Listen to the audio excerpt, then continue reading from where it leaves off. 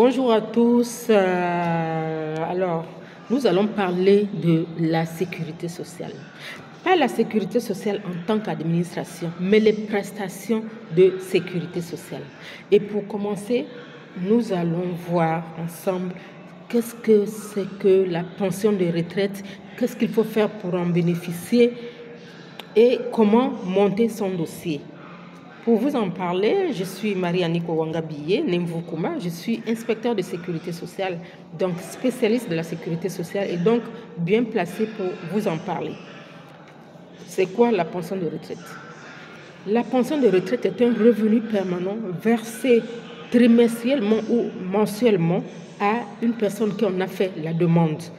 Cela veut dire quoi? Cela veut dire que pour qu'on vous reverse une pension, il faut que vous ayez fait la demande. D'accord. Maintenant, pour faire la demande, qu'est-ce qu'il faut? Quelles sont les conditions qu'il faut remplir? Pour faire la demande, il faut remplir 4 conditions principales. La première condition est la suivante, c'est-à-dire que vous avez atteint l'âge de la retraite. Ok? Vous avez à partir de 55, vous avez 57 ans, entre 57 et 60 ans, c'est ça. C'est ça l'âge de la retraite. Officiellement, aujourd'hui, l'âge de la retraite, c'est entre 57 et 60 ans. Vous pouvez demander à partir à la retraite.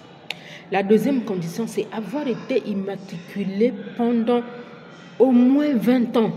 Cela veut dire quoi? Cela veut dire que si vous avez commencé votre travail en 2003, par exemple, vous avez commencé à travailler en 2003 et on vous a immatriculé, et qu'aujourd'hui, en 2023, vous devez partir à la retraite, cela veut dire que vous avez déjà cotisé pendant vos 20 ans et que vous avez surtout été immatriculé pendant 20 ans.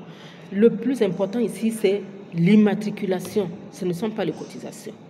Mais c'est vrai que les conditions, les cotisations aussi sont importantes.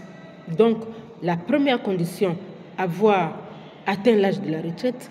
La deuxième condition, avoir été immatriculé pendant au moins 20 ans.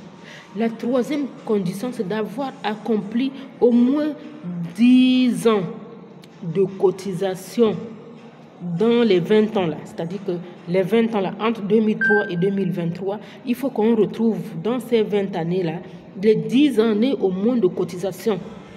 Pas forcément dans la même société. Pas forcément dans la même société. Mais il faut qu'en regardant vos certificats de travail, qu'on trouve que vous avez passé, que vous avez cotisé au moins pendant 10 années. D'accord? Pendant 10 années. Ça peut être les 10 dernières années. Le plus souvent, ce sont les 10 dernières années parce qu'il ne faut pas que votre vie professionnelle soit entrecoupée de plusieurs années d'écart. C'est-à-dire qu'il ne faut pas que dans les 20 ans, on trouve que vous avez travaillé 3 ans ici, vous êtes allé vous balader ailleurs pendant 4 ans et vous êtes revenu encore là et vous êtes parti encore, ainsi de suite, ainsi de suite. Il faut que ces années-là soient quand même un peu assez rapprochées pour qu'on puisse vous calculer une pension de retraite. D'accord? La quatrième condition, c'est d'avoir cessé toute activité salariée. Cela veut dire quoi? Cela veut dire que tant que vous travaillez encore, vous ne pouvez pas demander une pension de retraite et on ne peut pas vous l'accorder non plus. D'accord? Donc, vous avez atteint l'âge de la retraite, vous avez été immatriculé au moins pendant 20 ans. Si vous avez été immatriculé dans les années 90, donc avant 2003, il n'y a aucun souci. Vous allez être pris en charge. Donc, cela veut dire quoi? Cela veut dire que au-delà de 20 ans, c'est-à-dire que lorsque vous avez cotisé plus de 20 ans, dans votre pension de vieillesse, quand on va la calculer, on va vous ajouter un point de plus, un point de plus, un point de plus. Parce que le taux qui est attribué pour une pension de retraite, c'est 40%. Cela veut dire que on prend la moyenne de tes salaires que tu as obtenus dans les 3 dernières années ou les 5 dernières années, on les calcule et on multiplie par 40%. C'est ce qui donne ta pension de vieillesse.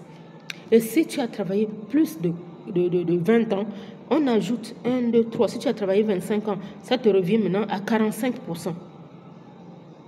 D'accord? Si tu as travaillé 5 ans avant de partir à la retraite. Voilà. Donc, pour le moment, on va s'arrêter là. Je reviendrai dans une autre vidéo pour continuer. À très bientôt.